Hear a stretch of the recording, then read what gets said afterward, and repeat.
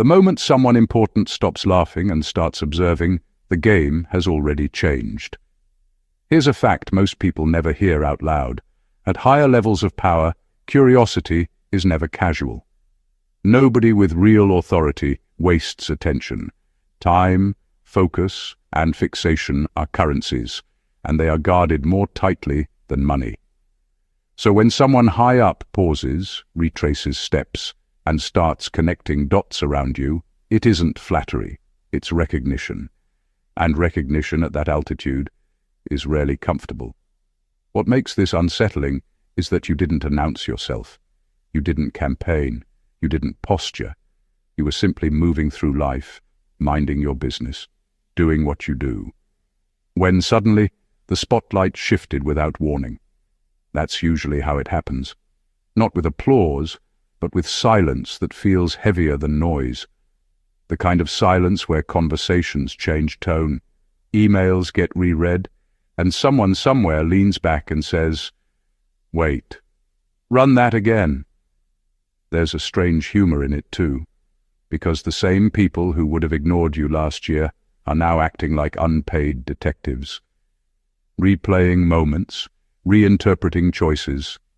Suddenly your luck looks strategic, your calm looks calculated, your restraint looks suspicious. It's almost funny watching realization arrive late, like someone finally reading the instructions after breaking the device. But here's the deeper layer most people miss. Fixation doesn't start because you're loud. It starts because something about you doesn't add up in their spreadsheets of human behavior. Your results don't match your supposed limitations. Your trajectory doesn't obey the usual friction. You didn't fracture where others did. And when systems encounter anomalies, they don't clap, they investigate. This isn't about ego or hype, it's about pattern disruption, about someone higher up realizing that the story they accepted no longer explains the outcome standing in front of them. And once that realization clicks, it doesn't unclick.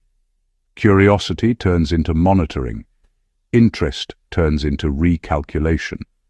And just like that, without permission or announcement, you become a point of focus.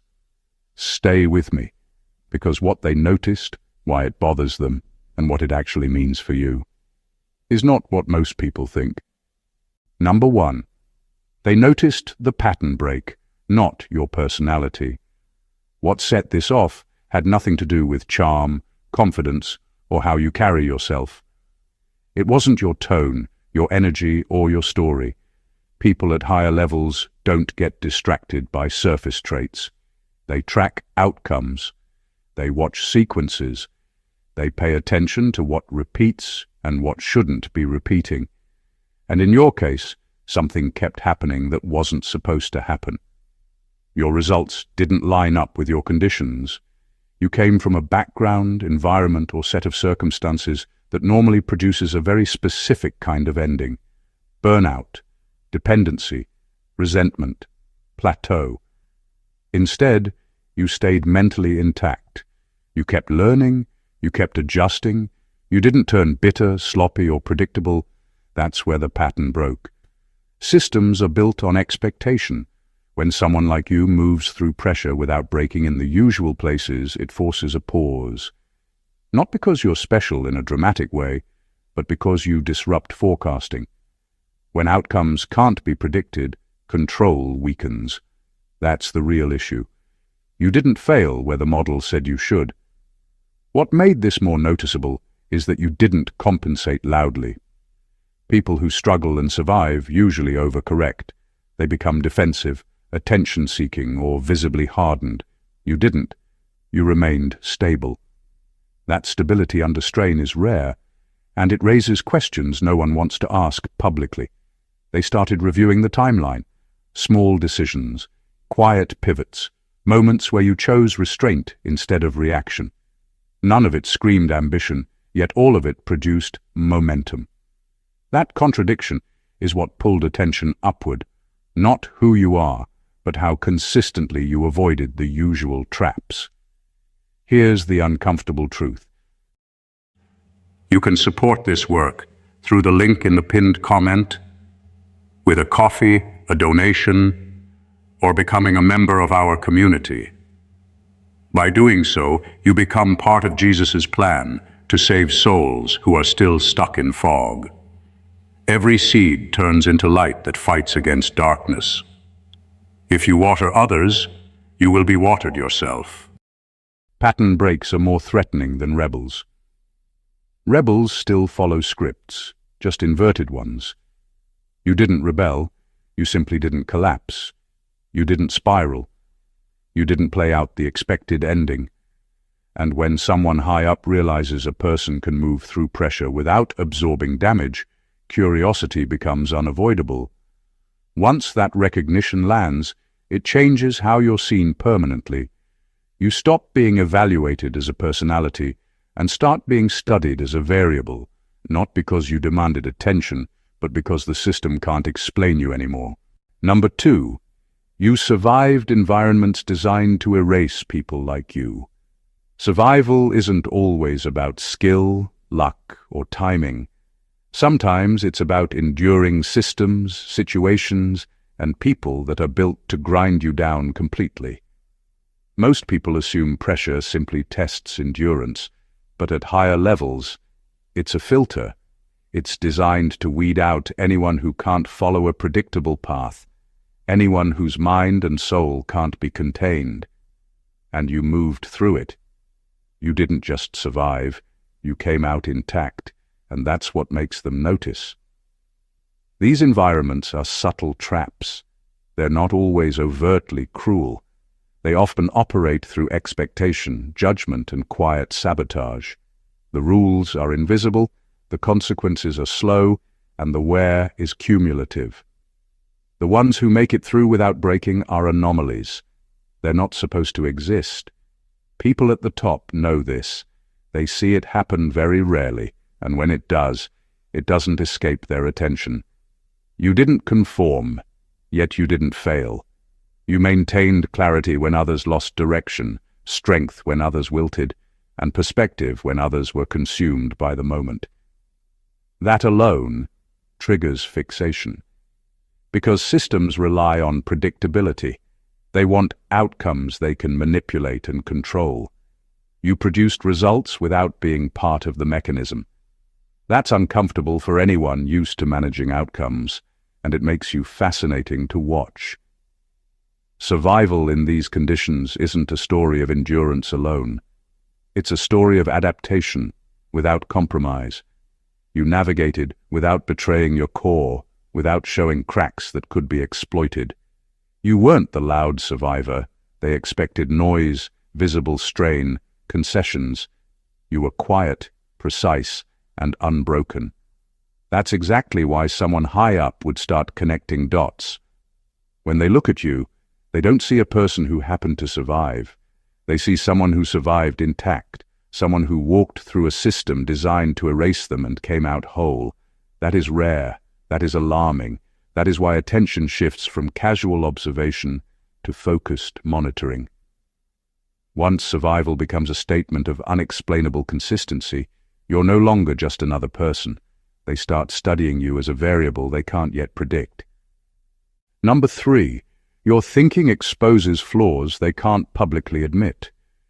The attention you're drawing isn't because you're loud, flashy, or confrontational. It's because your thinking does something most people can't manage. It quietly reveals cracks in systems, decisions, and narratives that others spend years trying to keep hidden. You don't do it aggressively. You don't broadcast it. You simply process information in a way that highlights inconsistencies and oversights, and when someone high up notices it, it becomes impossible to ignore. People in positions of authority operate with layers of control, pretense, and assumption.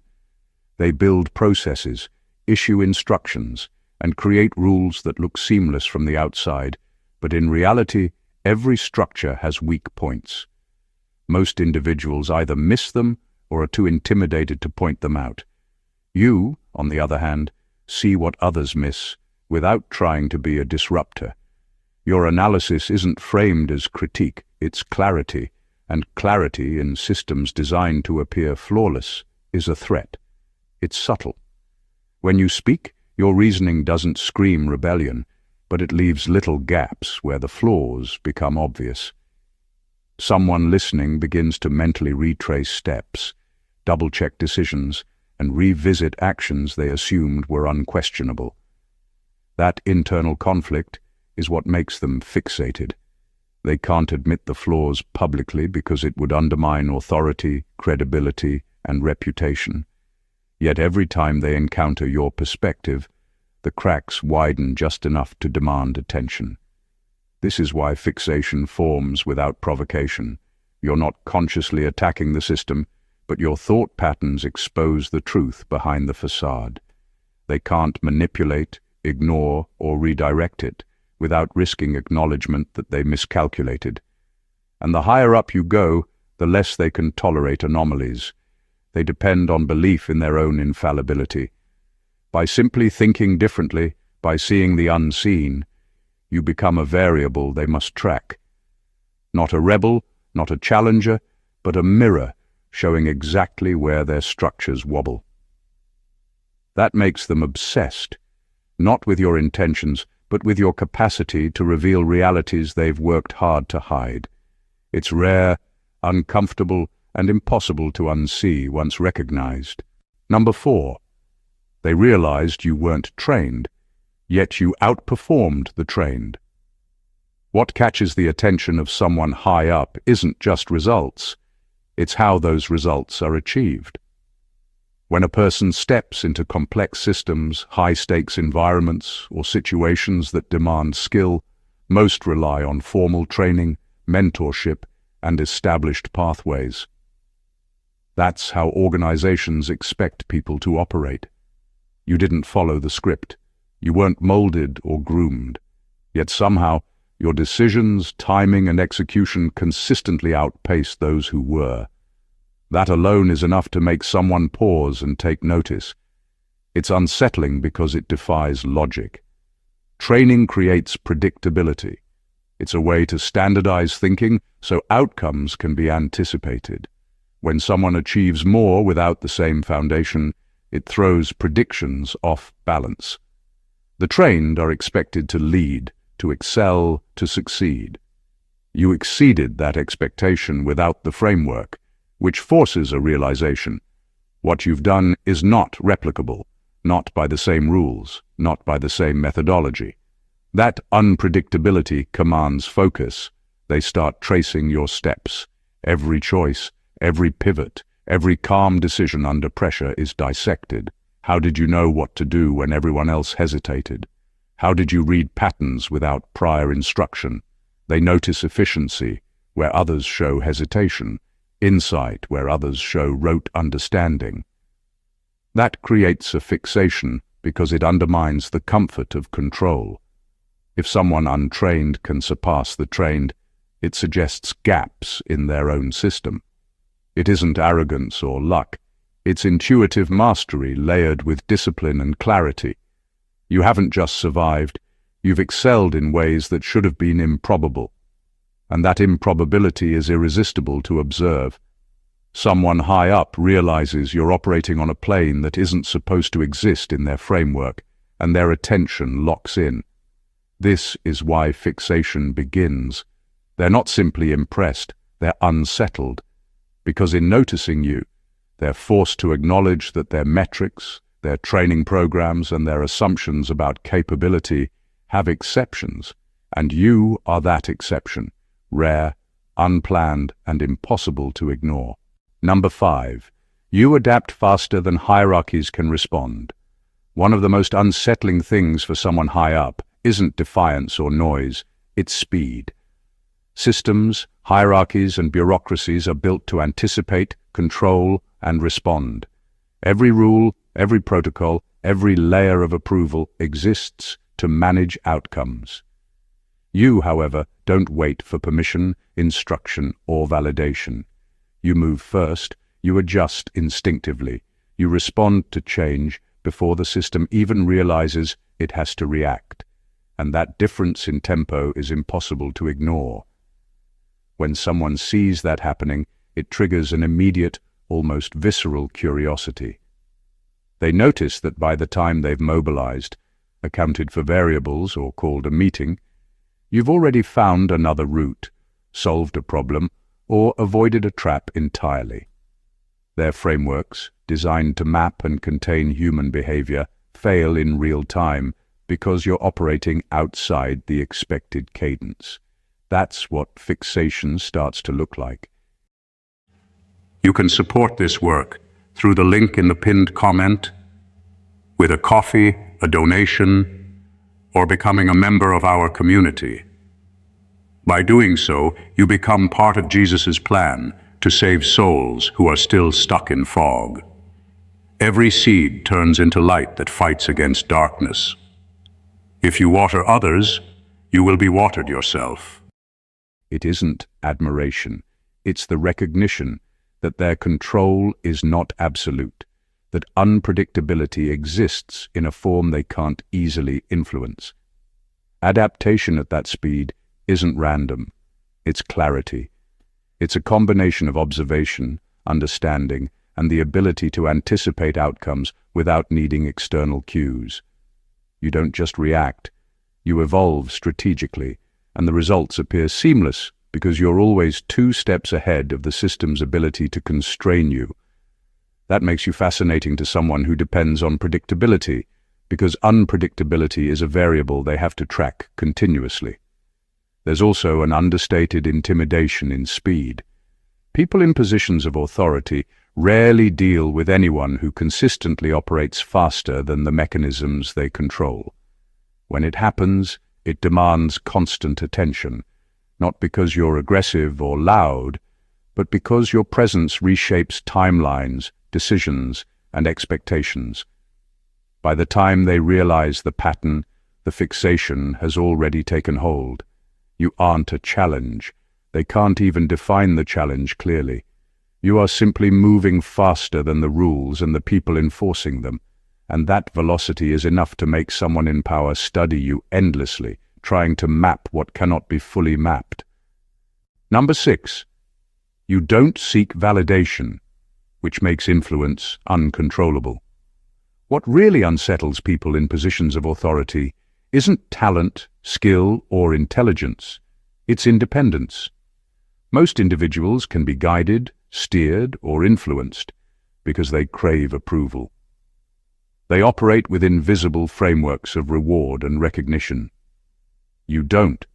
You aren't performing for acknowledgement or chasing anyone's approval, and that makes your influence unpredictable, uncontrollable, and frankly, unnerving to watch.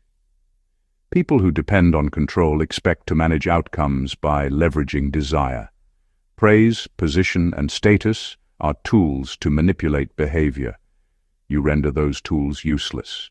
By existing outside of that system, your actions can't be anticipated. You aren't bound by need, fear, or the expectation of reward, and that freedom creates a force they cannot measure or contain. It's not about arrogance, it's about self-sufficiency.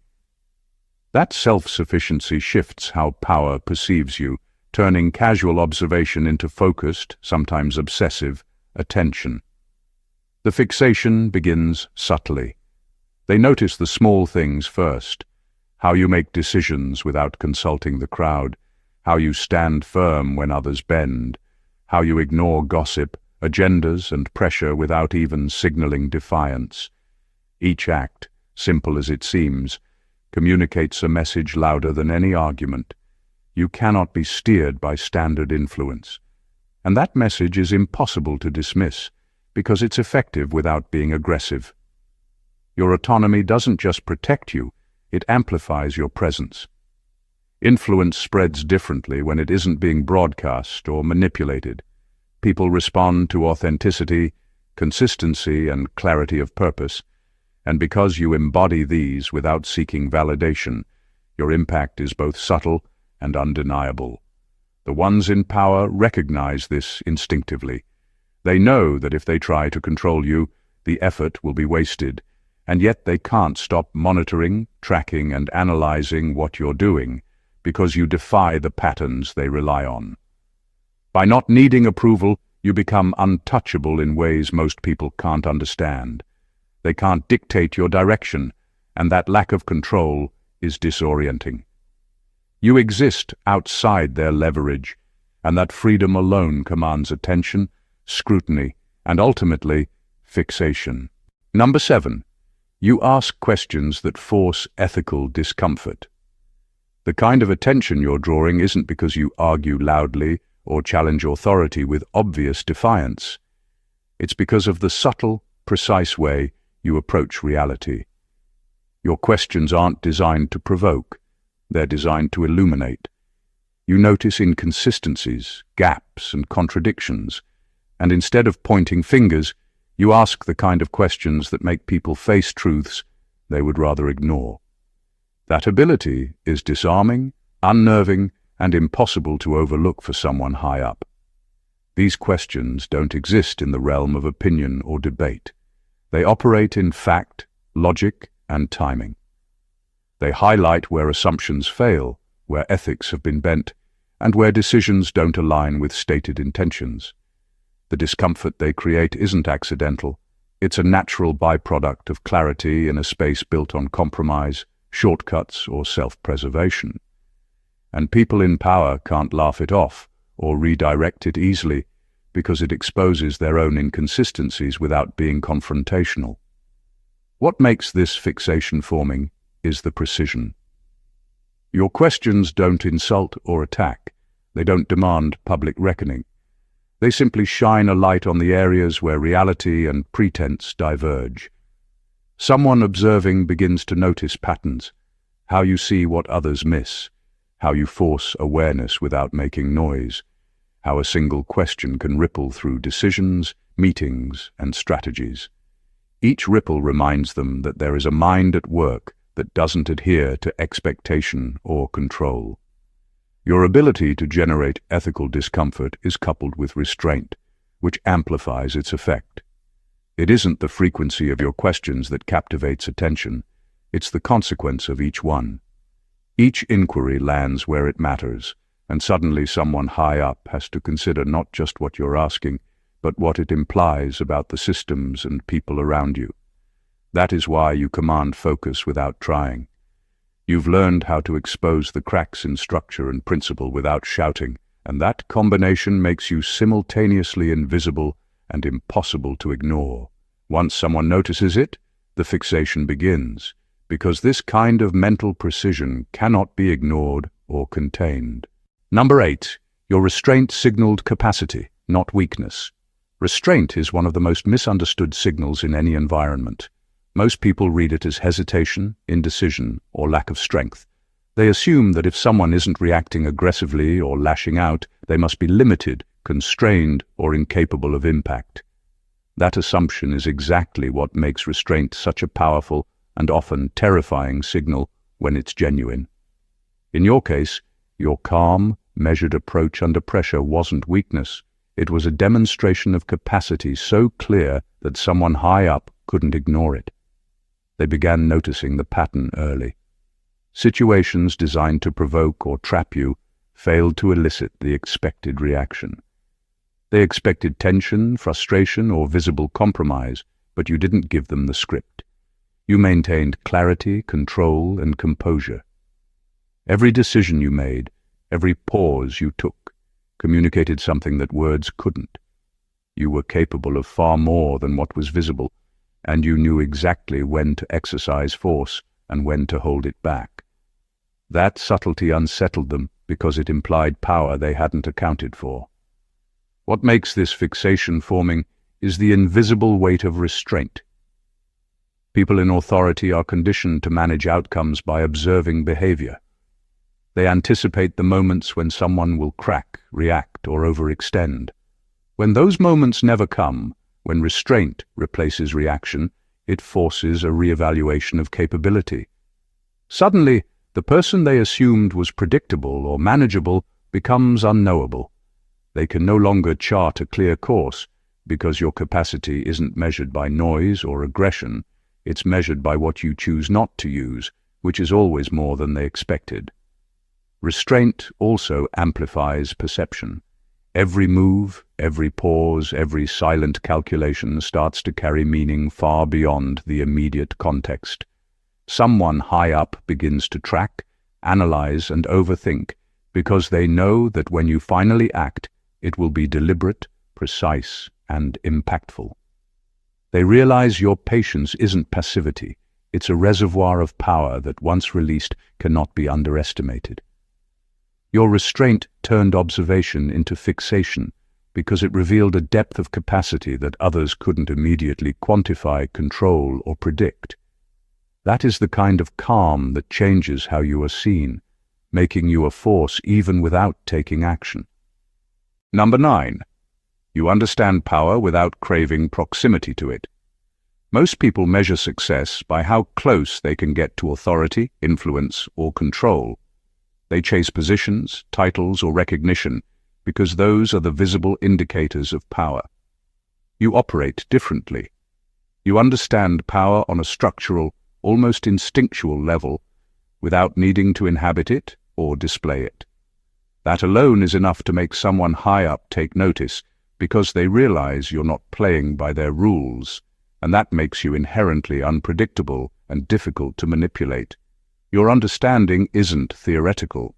You can see how influence flows, where pressure points exist, and which levers matter, yet you aren't tempted to pull them for personal gain. Most hierarchies thrive on the illusion that power is something to possess, a thing to display. You demonstrate mastery over it simply by navigating situations strategically and calmly, without seeking credit or control. That detachment is disorienting to people who rely on hierarchy to gauge competence. They start observing not your actions alone, but your absence of desire for approval, attention, or position. Every choice you make shows that you operate from clarity and awareness rather than ego or ambition.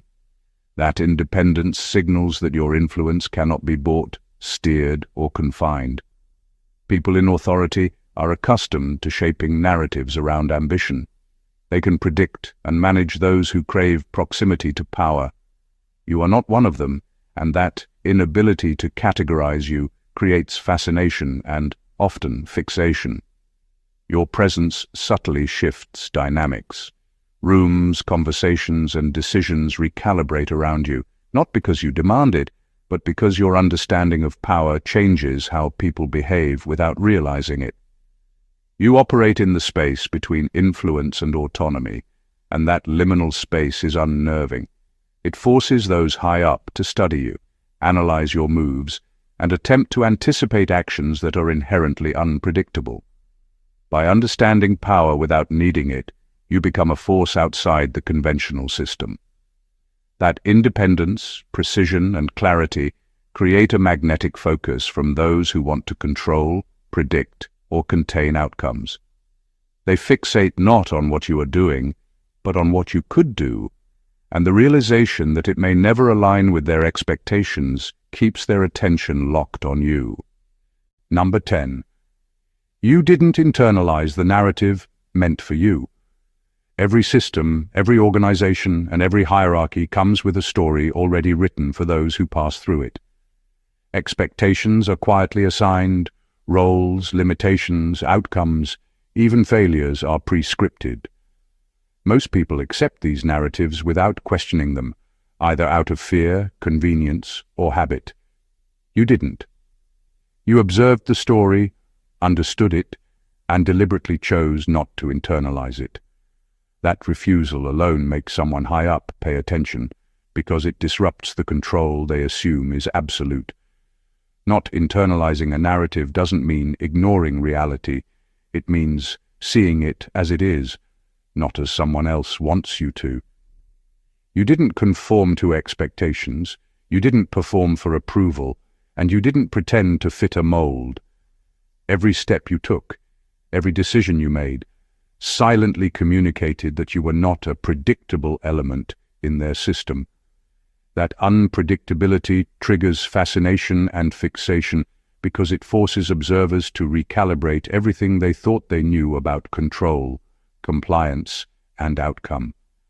Your actions exposed a critical truth. The story they assigned doesn't define reality. It's a framework built to manage people who are willing to be managed. You weren't.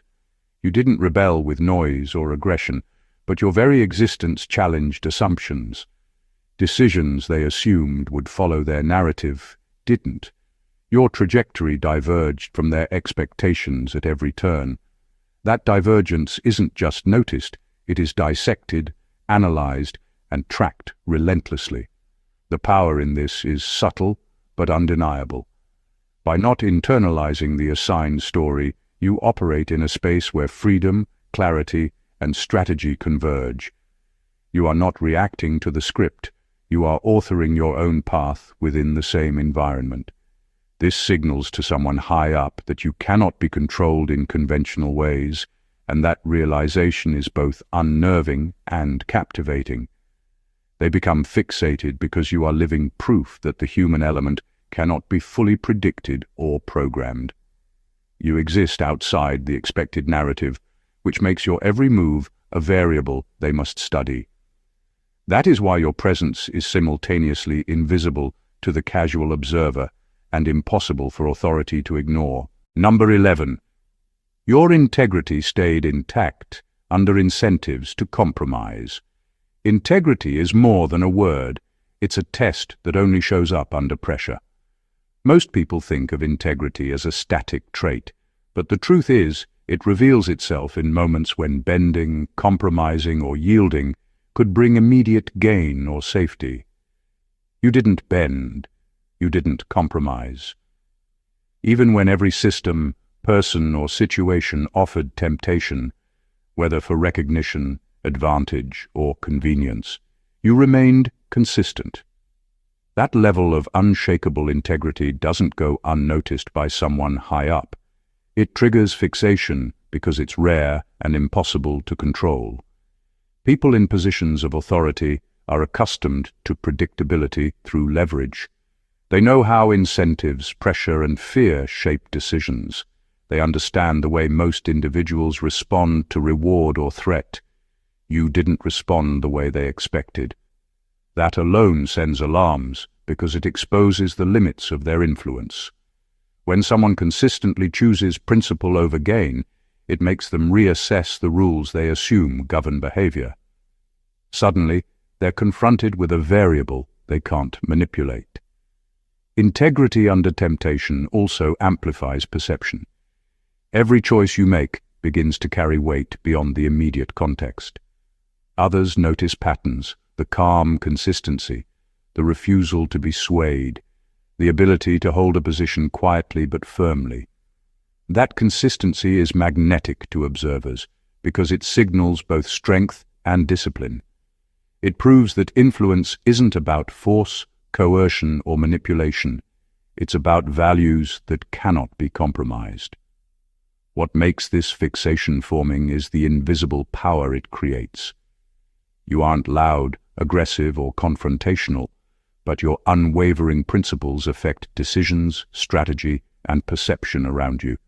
Someone high up can't ignore it because it directly challenges their assumptions about control. It also subtly reshapes the environment. You become the standard by which others are measured, even when no one says it aloud. By maintaining integrity where most would falter, you reveal a kind of consistency and strength that demands observation. They fixate because someone who cannot be influenced through incentives is not just rare. They are unknowable within systems designed to predict and manage human behavior. Number 12. You carry information without broadcasting it. The kind of attention you're attracting isn't about what you say, it's about what you know and how you handle it. Most people reveal knowledge, whether intentionally or not, through conversation, behavior, or oversight. You don't. You absorb, process, and understand far more than most people realize, and you don't feel the need to announce it. That quiet possession of understanding makes someone high up both curious and cautious because it's impossible to predict what you will do with it, or if you even need to do anything at all. People in authority are trained to watch signals, patterns, and indicators. They rely on outward cues to map intentions, gauge knowledge, and estimate influence. You disrupt that process by carrying insight without signaling it. When someone notices it, fixation begins, not out of admiration, but because you have become an unquantifiable variable. The information you hold, the understanding you possess, exists outside their control, and they can't manipulate or anticipate it. The subtlety of your knowledge makes it powerful. It shapes decisions and outcomes simply by existing. You don't leverage it for attention, you don't flaunt it for influence, and you don't reveal it unnecessarily. That restraint signals competence and depth without saying a word, and people in higher positions instinctively recognize the danger and the rarity of someone operating this way. Fixation forms because they are forced to constantly reassess the situation. Every interaction, every observation, and every minor detail is analyzed to estimate what you know, how you think, and what you might do. You are essentially an unknown quantity who has already accumulated enough insight to change the rules if you choose to. That unpredictability, combined with the silent weight of knowledge, creates both intrigue and caution in equal measure. By carrying understanding without broadcasting it, you control your environment subtly but profoundly. You become a center of gravity, not because you demand it, but because people cannot ignore the potential you embody. That potential, concealed yet undeniable, is what keeps them watching, analyzing, and fixated, long after most others would have faded from attention. Number 13. Your presence changes group dynamics unintentionally. There's a quiet power in the way you exist in a room, and it doesn't come from speaking louder, moving faster, or asserting yourself. It comes from the subtle authority of competence, clarity, and restraint. When you enter a space, people shift, sometimes without even realizing it. Conversations tighten, body language adjusts, and agendas subtly bend around your presence. This isn't manipulation. It's an effect that naturally radiates from someone who operates with precision and awareness, and it doesn't take long for someone high up to notice it. What makes this magnetic and unsettling is that it's unintentional. You're not trying to dominate or control, yet influence spreads simply by being. People react differently around you. Some become cautious, others reveal more than they intended, and certain dynamics accelerate or stall entirely. It's the kind of subtle recalibration that exposes truths about how groups function, and when someone in power realizes this, it can't be ignored. They start analyzing patterns, which interactions change, how decisions shift, and which individuals respond differently depending on your presence. Your impact isn't loud, but it's undeniable. The energy in a room is not just the sum of what's said or done. It's shaped by perception, awareness, and competence. You influence all three without effort, and that creates a variable high-level observers find irresistible. This attention becomes fixation because your presence challenges predictability. People in positions of authority rely on consistent patterns to maintain control, and when one person alters those patterns simply by existing, it raises alarms. You are not actively interfering, yet your ability to shift dynamics shows them that you cannot be categorized, controlled, or predicted in the ways they are used to. By unintentionally changing group behavior, you become an invisible force that shapes outcomes without claiming credit. That power, coupled with its subtlety, draws attention and study. Someone high up becomes fixated, not because you demand it, but because your presence consistently produces results they can't fully explain, predict, or contain. And that is a rare and unnerving phenomenon in any system. Number 14. They're fixated because you represent an uncontrollable variable. What makes someone high up fixate isn't charisma, visibility, or even skill. It's unpredictability. You exist outside the patterns they expect, outside the models they rely on, and outside the influence they can exert. In systems built on predictability and control, the presence of someone who cannot be contained becomes impossible to ignore. You are that person. You're the variable they cannot calculate, the element they cannot manipulate, and the outcome they cannot anticipate. This fixation begins quietly. They notice that their usual levers, pressure, expectation, reward, or threat, don't work on you. Decisions that would bend others fail. Attempts to influence or control are met with calm, calculated moves they didn't see coming. Their systems, built for compliance and predictability, fail to capture your trajectory, and that failure is the spark that drives their attention. What they initially register as curiosity quickly deepens into study, observation, and a subtle, relentless focus. The weight of this uncontrollable variable is immense because it forces them to reconsider everything they think they know. You don't follow the scripts they've written for others. You don't behave according to their assumptions. Every move you make introduces uncertainty, and uncertainty is uncomfortable for those who measure influence, power, and outcomes. The more they try to map or predict you, the more evident it becomes that you cannot be mapped, and that realization is both alarming and compelling. Your unpredictability isn't chaos, it's deliberate awareness, precision, and clarity. You understand the systems around you, yet you operate independently of them, which creates a tension that draws focus naturally. Your presence alone reshapes calculations, decisions, and behavior in ways they cannot control, and that is exactly why fixation forms. They are obsessed not with what you do in isolation, but with the potential of what you could do. You represent freedom of action, clarity of thought, and strategic independence in a space designed to limit all three. That combination of awareness and autonomy makes you a variable that cannot be neutralized, a force that must be studied, and a person whose trajectory they will track as long as it remains unpredictable. Conclusion. Everything we've explored here points to a single, undeniable truth. When someone high up starts connecting the dots about you, it isn't random. It isn't flattery, coincidence, or curiosity for its own sake. It's recognition, a deep, instinctual acknowledgement that you operate outside the systems, expectations, and scripts that most people are bound to. You survive pressure that would break others. You think in ways that reveal flaws no one else dares to notice, and you navigate power without needing it.